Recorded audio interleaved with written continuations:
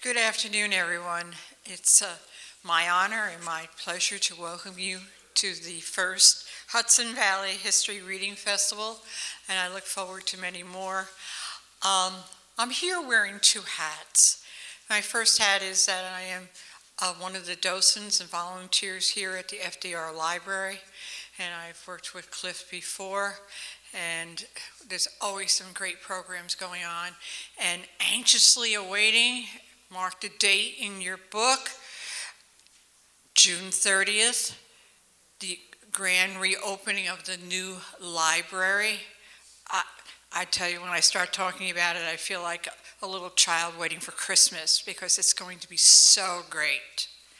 I also need to put a plug in with my other hat. I am honored to be the president of the Friends of the Poughkeepsie Public Library District, and we too have our big event coming soon, June 14th through the 18th. If you're local, we have our major book sale.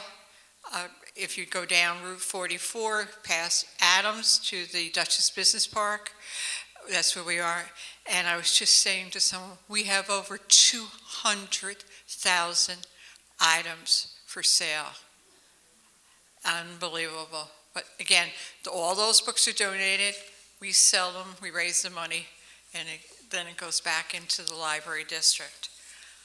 I am honored now to introduce the Gottlocks, who I have seen speak before.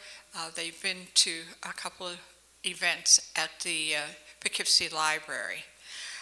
Retired educators Barbara and Wes Gottlock became fascinated with the Hudson Valley historic sites when they began researching Bannerman's Island. That research included their first book, Bannerman Castle, 2006, which was written along with Tom Johnson, a longtime Bannerman historian. Together, the Gottlocks wrote New York's Palisade International Park. That was in 2007. That's a pictorial history of that remarkable park system. And then The Lost Towns of the Hudson Valley for History Press in 2009. Their last book, Lost Amusement Parks of the Hudson Valley, was released in May of 2011. They are currently working on their fifth book, Lost Amusement Parks of New York City, and that may come out sometime this summer. Both Barbara and Wes are active volunteers with Bannerman's Island. Wes is an island docent and coordinates the public tours that come to the island. Barbara is also a docent in addition to being a board member and the island's coordinator of volunteers. They presented nearly, 100 PowerPoint lectures throughout the Hudson Valley in the last few years covering their books. In addition, they both participate in the river cleanup projects and fundraisers benefiting the Hudson River causes. And like all of us, I'm glad to hear, they also have enough time to spend time with their 2 children and 5 grandchildren. Barbara and Wes now reside in New Windsor, overlooking the majestic Hudson Valley. And I'd like to introduce Barbara and Wes.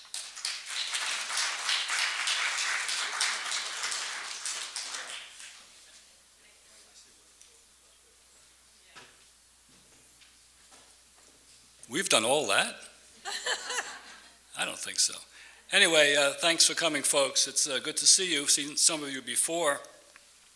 And we're pleased to present to you today an interesting topic of Hudson Valley history after our first 3 books. We were looking for a topic for our 4th book related to the Hudson Valley once again. And somebody mentioned, there was an amusement park in Poughkeepsie. Why don't you take a look into that? And sure enough, I did a little investigation into that, and I was really fascinated by it. And it grew so that we wound up doing more of the well-known amusement parks that dotted the Hudson Valley around the turn of the 20th century, all the way into the late 1950s, early 1960s. And today we have limited time, so we're going to take 2 of them for you and dissect them a little bit, and you'll get some overview of really a wonderful time in Hudson Valley history that is really bygone. We're going to go to the map first. Do we have a clicker? Does this pointer. Okay. Is it working? There we go. In red, along the Hudson Valley, you will see some of the places that we identified in the book. The reason for these amusement parks cropping up when they did, starting around 1900, was three or fourfold reason. One being steamships. New York City residents, trying to get away from the sweltering heat on weekends, wanted places of entertainment and refuge from the heat. Trolley cars brought people to the doorsteps of some of these amusement parks, and they were given the name electric parks because of that. And the biggest one, whoa boy, this is not our clicker, so here, take over there, kid. Here, you point. Okay. Way up top there, Electric Park at Kinderhook Lake, which was considered the largest amusement park between New York City and Canada between 1900 and about 1915. We're not going to do that one for you today, but it's a fascinating park. We dropped down a little bit right nearby in Kingston here. There was a small amusement area, but a large transportation area at Kingston, and it's called Kingston Point Park. Dropping down just a couple of miles down the road, the Woodcliff Pleasure Park in Poughkeepsie, which I'm confident to say was the largest amusement park in the Hudson Valley, not an area, but in terms of the variety and the kinds of rides and concessions that were there. It was an absolutely remarkable piece of work there. Mount Beacon Incline Railway, we talk a bit about that in the book. That is undergoing some changes. We may see a revival of the Incline Railway before you know it. Orange Lake Park in Newburgh, one of the drawing 100,000 people a day back in the day. Again, serviced by steamships arriving at Newburgh, trolleys picking them up and taking them 7 miles into the Orange Lake amusement area. Barbara will do Indian Point Park today. You all know Indian Point. Those nasty nuclear generators are located. Many years ago, it was a beautiful park.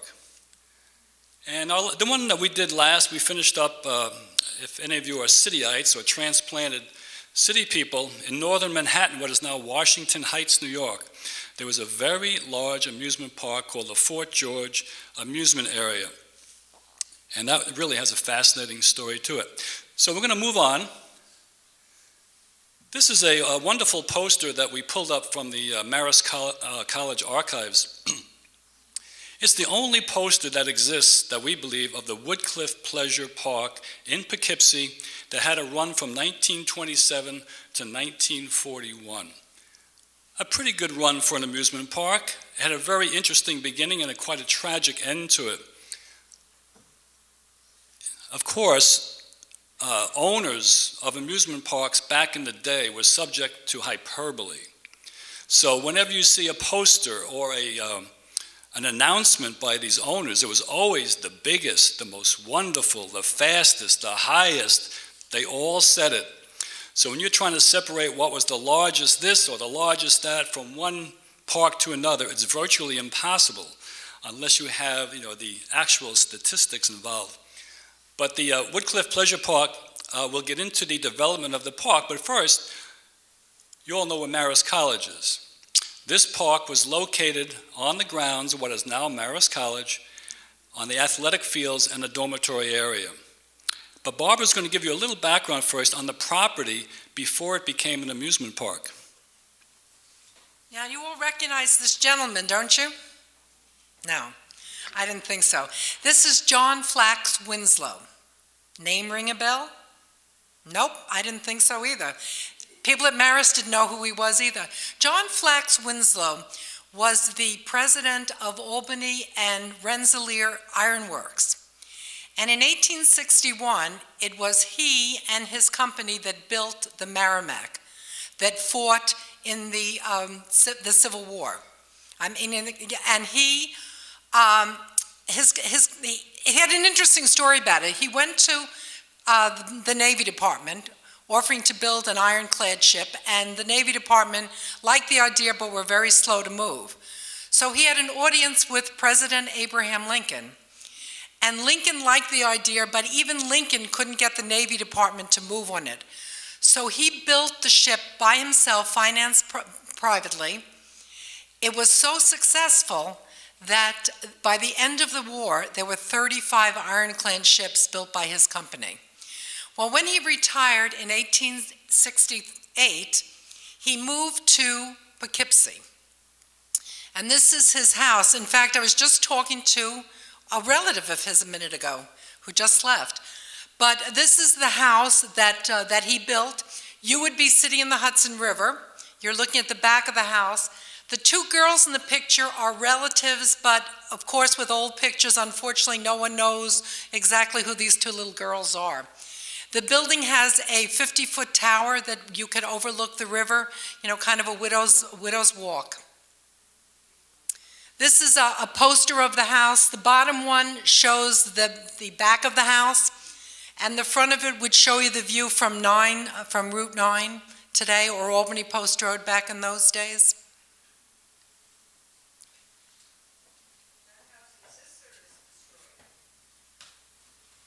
The house. No, it's not there anymore. It's just Well, the house became part of the amusement park. It became the inn and the restaurant. But once the park met its demise, so did the inn. We'll talk a little bit about that a little bit later on.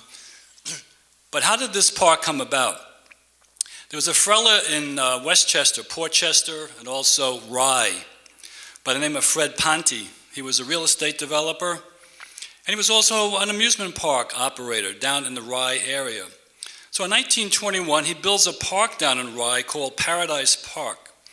It's fairly successful for a few years, but things begin to run down. It becomes honky-tonk. Petty crime begins to emerge, and it becomes not a very desirable amusement park after a few years. The local residents are not happy with it. So very, very mysteriously, in about 1925, it burns to the ground. I assume Mr. Ponte had insurance, because he takes $1 million and he finds this beautiful plot of land just down the road here, overlooking the Hudson in Poughkeepsie, and he decides, I think I'd like to build an amusement park here. The owners are the Marion family, who had bought it from the Winslows. They only held it for about 2 or 3 years, and they had intentions of maintaining the property and living there. But I think Mr. Ponte came along with such a wonderful offer that they couldn't refuse. And he bought the property from them in 1926. Wouldn't you know, opening day came around in 1927. This is a wonderful image showing the construction of a very unique roller coaster at Woodcliff Pleasure Park. It was unique, this ride, because it was the largest, and I can verify it, roller coaster in the world. It was 140 feet tall, and it ran at 65 miles an hour, which was higher and faster than the record holder, which had been in Mexico City. The Blue Streak is a legendary roller coaster. It held the speed and height records for about 30 years, even though it had been dismantled, but nobody surpassed its record until around 1970, when they started these ridiculously large roller coasters, steel and so forth. Now coasters can go as high as 300 feet high and go 100 miles an hour plus. But the Blue Streak holds a place in amusement park history because of this particular roller coaster. This is an opening day announcement. July 14th, 1927. It's been reported in many newspapers and other things that it was opened in 1928, but no, it did open in 1927 for sure.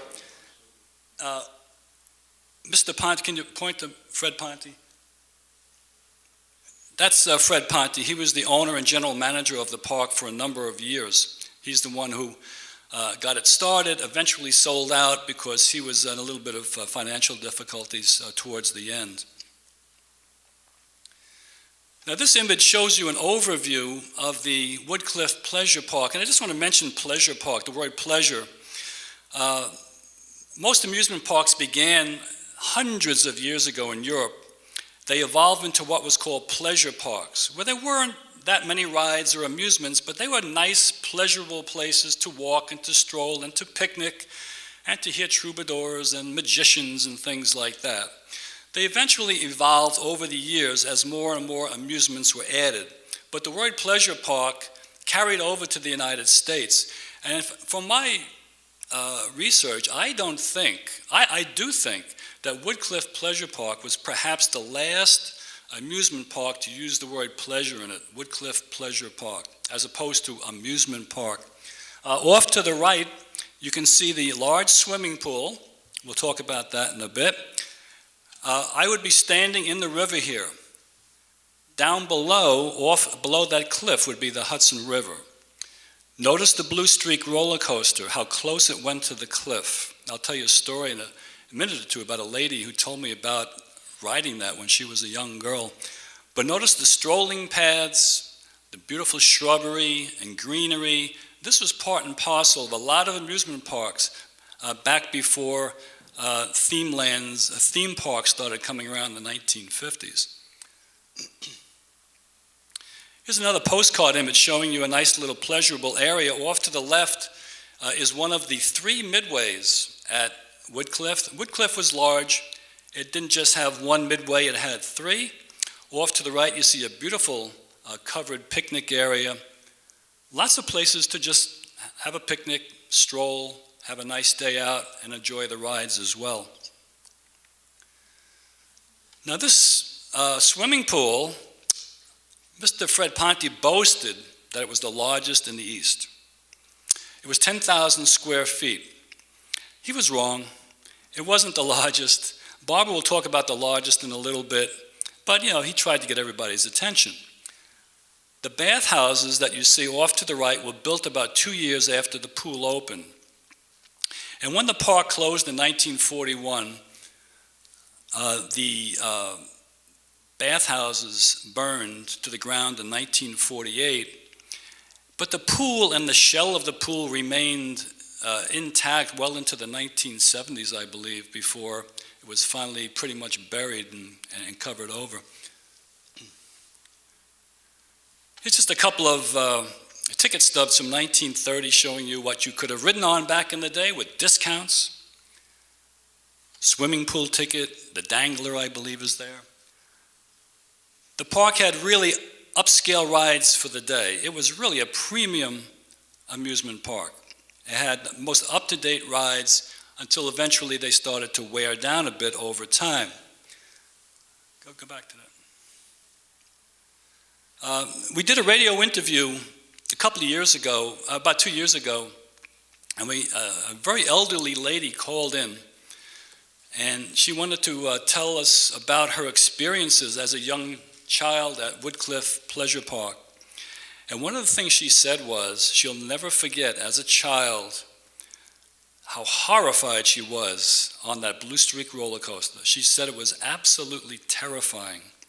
And she said as she became, I guess, a young teenager, her mother would give her $1 to go into the park. Now that dollar covered her admission. She could do a few rides, she could go to the pool, and she would have enough money left over for a hot dog. Things have changed. This is a ballroom that Fred Ponte built there. I believe the dimensions were 110 by 85 feet. Again, he claimed it was the largest in New York State. Might have been. I couldn't verify that one way or the other. But dance halls and dance pavilions and ballrooms like this were part and parcel of many amusement parks back in the day. Big bands would come. The Dorsey brothers came to Woodcliff Park, Benny Goodman, and many other big bands. And a Saturday night, a Friday night out dancing was a big form of entertainment back in the day. 1930 comes along, and we have a big celebration at the park. It's the opening of the Poughkeepsie Highland Bridge in 1930. Fred Ponte felt that this would rejuvenate his business, because now folks from the west side of the Hudson would be able to come over, park in the big parking lot he built across Route 9, which is now like Home Depot, and this would increase business tremendously. But of course, we're also entering the Depression, which did in a lot of amusement parks around that time. As a matter of fact, I read recently, in 1925, there were about 1,500 amusement parks in the country. But by the onset of World War II, they had diminished to about 400, due primarily to the Depression and also our entry into World War II. But this was a wonderful event. Franklin Delano Roosevelt attended. He was there. All kinds of events. There were equestrian events, boxing matches were held, wrestling matches at Woodcliff Pleasure Park throughout the years. Circuses, Ringling Brothers came here on 2 different occasions. It was really a full-service amusement park. Here's one of the many snack stands, refreshment stands at Woodcliff. A couple of interesting things. You see the barrel off to the left? Anybody know what that is specifically? Root beer.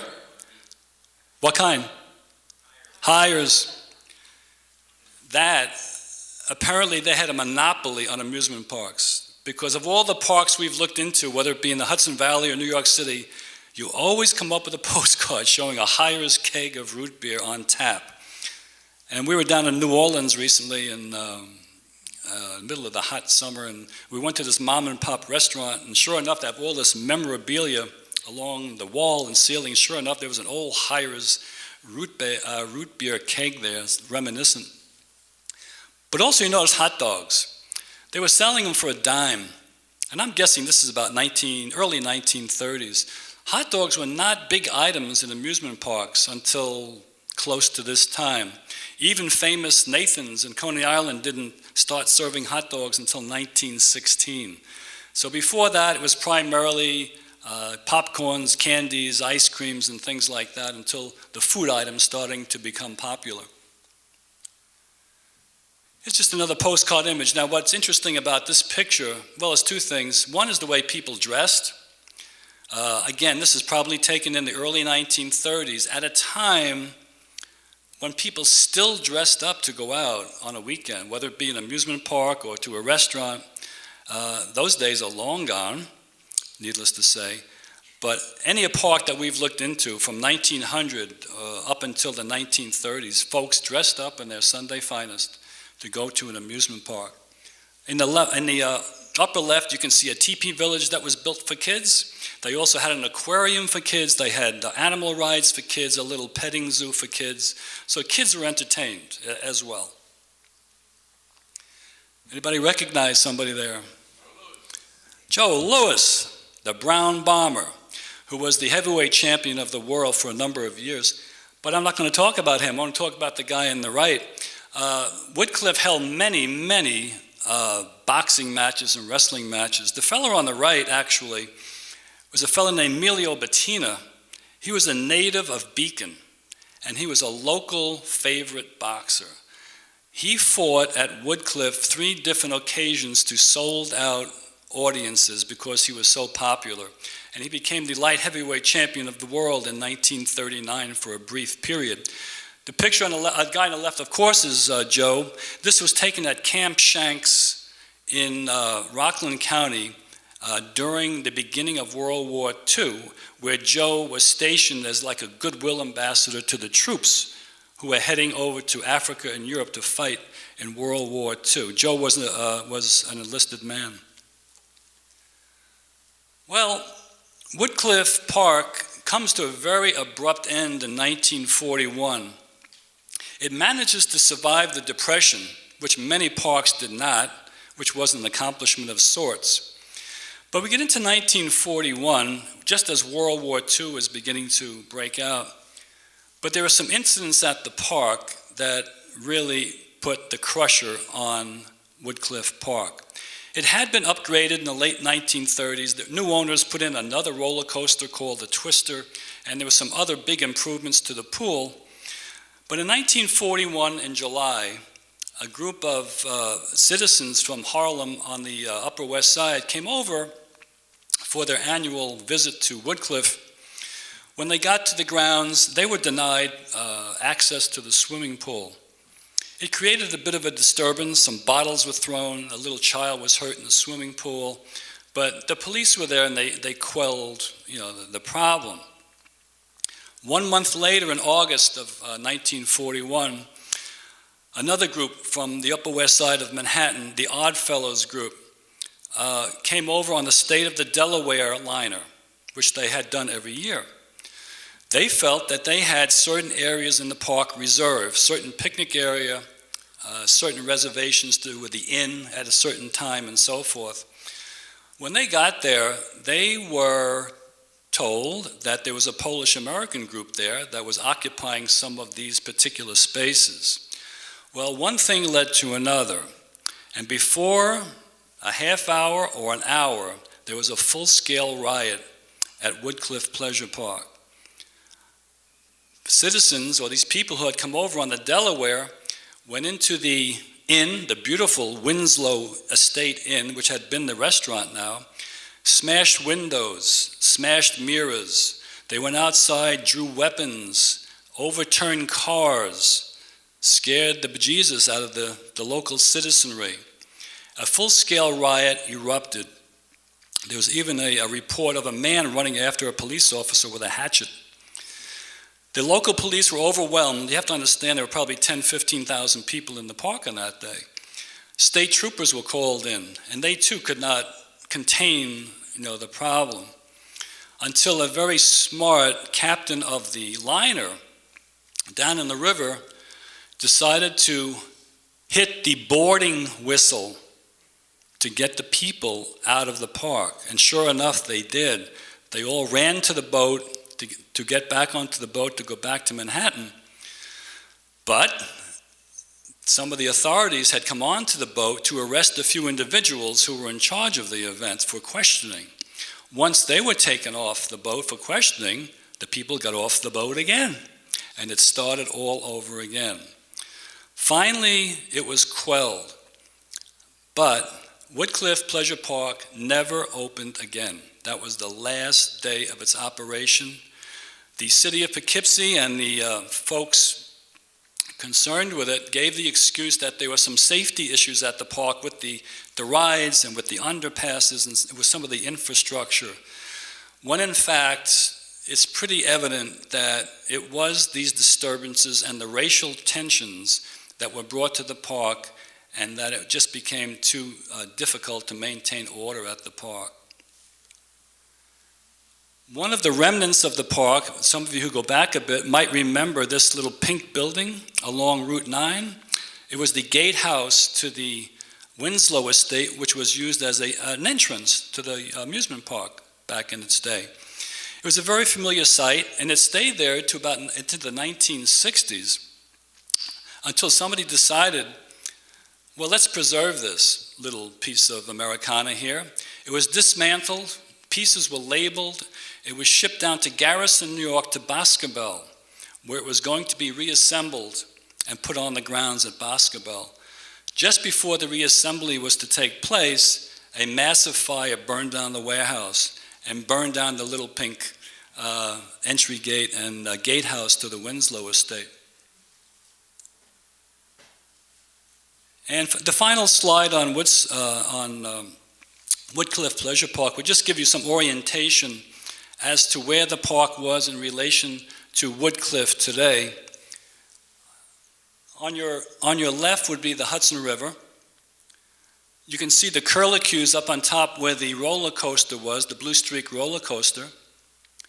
Along the right you see Route 9. Across it would be Home Depot. You'll see the rectangle where the swimming pool was located, which is one of the lasting remnants of Woodcliff Park. But now it is the home of Marist College's athletic fields and their dormitories, okay? All right, Barbara's going to take you downriver a little bit into, yes, sir? There was one news article about a ball game. Is there a stadium there? Yes, there was a baseball stadium there. Major league teams, I'm sorry. I'm not really 100% sure where the athletic fields were. I don't know if they were there for the whole duration. But there were some major league teams who did come up and played some exhibition games up here. I think the Brooklyn Dodgers were up here, and one or two other teams. All right, any other questions on Woodcliff? All right, Barbara's going to take you downriver to a place called Buchanan, New York, which is now the home of Indian Point. Now, this is the last remnant of Indian Point is the arrow pointing to Indian Point. This was taken in the historical room of the Buchanan, where the Buchanan Police Department is today. Now this park has a whole different background than some of the other amusement parks. In the case of Indian Point was owned and operated by the Hudson River Dayliner. And the reason for that is the Hudson River Dayline Company gradually became a monopoly towards the end of the steamship era. And it was one of the few steamships that went from New York to Albany. And on the way, people would get off the boats, and they'd go to Bear Mountain, they'd go to Kingston Point, they'd go to Poughkeepsie, and they were losing all this revenue. So the company decided in 1923 that they would buy a piece of property on the Hudson River and build their own pleasure park so that their passengers would travel on the river on their boats. At the end of the day, they'd get off in their park and they'd have a captive audience with revenue. And so that's what happened in 1923. This is a schedule from the Hudson River Dayline Company, and back in those days they owned several boats, the Henrik Hudson, the Robert Fulton, the Peter Stuyvesant, Alexander Hamilton, DeWitt Clinton, and Clancy Depew. This was 1933, and a one-way trip from New York to Albany was $2.50. And what the boats would do is they would go upriver, it would be a day trip up, and they'd start back from Albany in the morning. So it was you couldn't go on the same boat all day like later on when you could go to Bear Mountain for the day and come back on the same boat. No longer would that happen.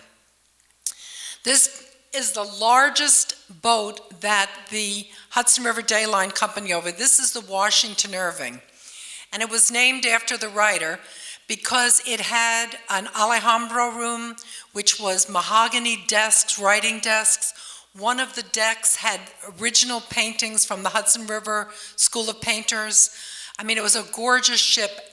It held 6,000 passengers, which was a lot larger than most of them. And this is the upper deck of that boat. It's passing Sugarloaf Mountain. In the background, that pointed mountain, I finally found out what that was. But again, as Wes pointed out, look at the way they dressed. Suit and tie and hats, the ladies in long gowns, and here they were going for a day's adventure in the country. Now this is an overview of the park. You see no amusements, no rides. What you're looking at is a pleasure park. You would get off the boat and there would be beautiful strolling trails, beautiful gardens, a couple of kiosks that sold food and things like that, but no amusements. This is the docks down here where the boats would come in. This was the swimming pool later on, which was added in 1929. It did have ball fields and mostly just walking trails. Here is the sort of a similar view. You're now inside the park. On your left, that building is the dance hall. And as Wes said, that was one of the major things that they had in all the pleasure parks, amusement parks in those days.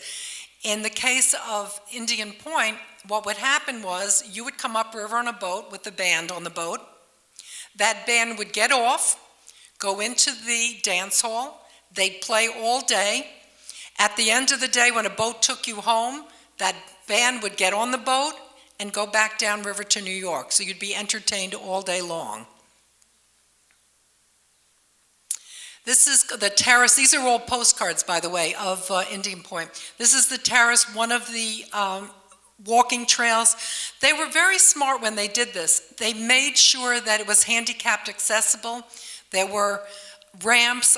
In this particular picture you see stairs, but there were also ramps where people in wheelchairs, people that were handicapped, were able to access the park. Another thing about the park was, this was a 320-acre park. Part of the property was used as a farm. So any food that you ate, any vegetables, anything that grew, was grown right at Indian Point, whether you were on the boat or whether you were in a restaurant in the park, which I think was very smart of them. Now here's the swimming pool. This was 100 by 150 feet. As I said, this was built in 1929. It had a capacity of 3,000 in the bathhouse.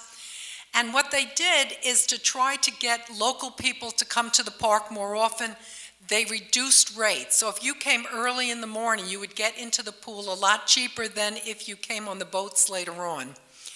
And an interesting story about the boats, the locals would come, and what boys would do is they would go down to the river, and the girls on the boats would throw pennies off the deck. Some of the boys would dive down and get these, and then later on they'd try to find the girls at the swimming pool and give them back their money, and hopefully get to spend the day with a pretty girl from New York.